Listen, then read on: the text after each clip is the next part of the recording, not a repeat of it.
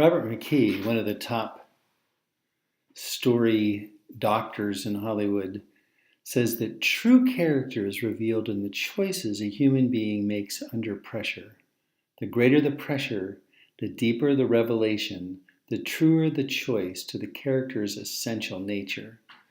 And that's what the hero's internal journey is all about.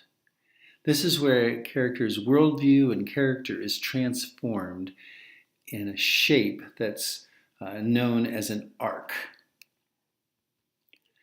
The myth about a movie is that the plot is what the story is about.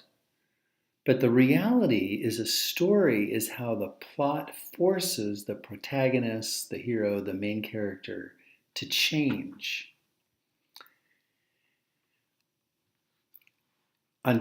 Deep below this external plot where the hero's gone on a journey where they want something, it's a quest, it's a desire, it's a goal, and yet they have to overcome the conflicts to get it, is this deeper internal journey in their character and their worldview.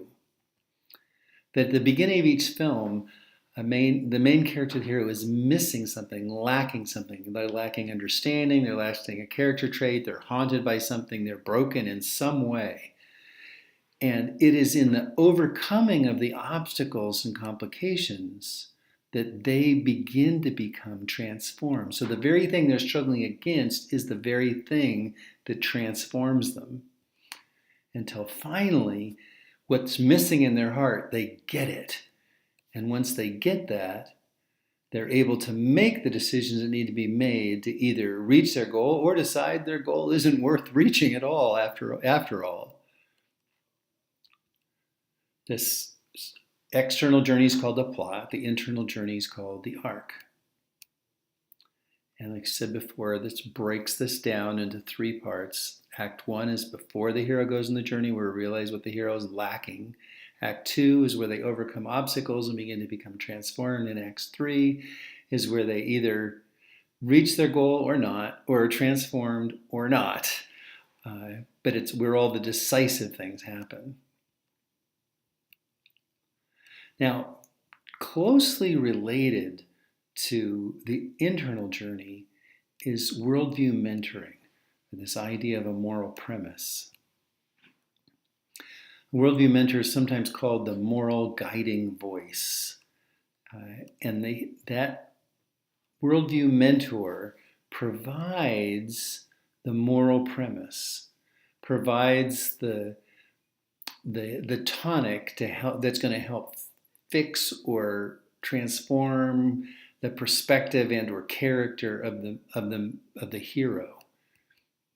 And it's only when that premise is absorbed by the main character that they actually become the main. It comes from the worldview mentor, transforms their heart, and they're therefore able to transform their decisions in the plot.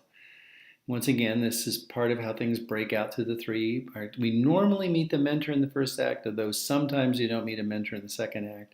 And it's not uncommon for a mentor to be out of the life of the hero or dead by the midpoint, or at least before the third act, so the transformation can happen. But even then, the worldview mentor is often speaking into the hero's life. Now, the more a film is an action-adventure film, a fantasy film, the clearer these things are, the more dramatic and artistic a film gets, the more complicated it gets to ferret these things out. But you will, along the way, you'll be able to understand that there's a worldview statement that the film is making, and that worldview statement is leading to a worldview transformation, and that worldview transformation is leading to a worldview impact, where the worldview actually makes a difference in the character. One of the best movies for seeing that is Thor, the original Thor. And so I'm going to show a clip from that and then give you your next assignment.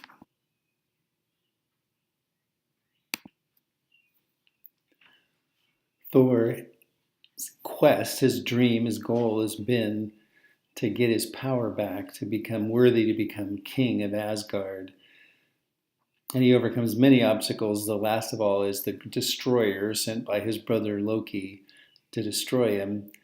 And he lays down his life for his friends, that they'll be saved. And when he does, the destroyer through Loki takes him on and kills him. But that's fulfilling the moral premise set up by his father, that whoever is worthy can still possess the hammer of Thor. And so he gets the hammer back and is raised from the dead. And his father, even who is the moral guiding voice, the Worldview Mentor, speaks from beyond the grave himself, or from out of a coma, and brings him back to life. I'll leave the clip for that next so you can take a look at it.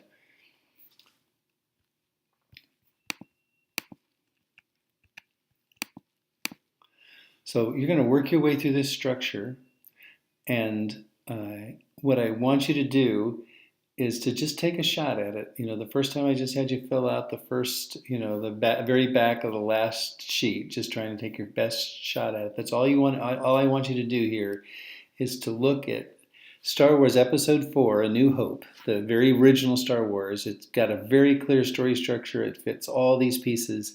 And I want you to just take a shot at just doing those last things, just to try to figure out what's the external journey, who's the hero, what is their goal, what are they going for, what's the first, second, third act, what's the internal journey that he's going on, it's transforming, who's the worldview mentor, what's the worldview statement, then what's the worldview transformation, that's the worldview impact. It's all crystal clear, at least it is to me. But I want you to just take your chance. There's no wrong answers.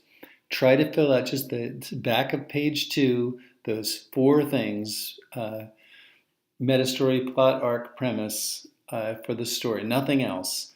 And then talk about it online in the forum. And if you got any questions, you can reach me by email or in the forum. And I'm excited to see what you all come up with.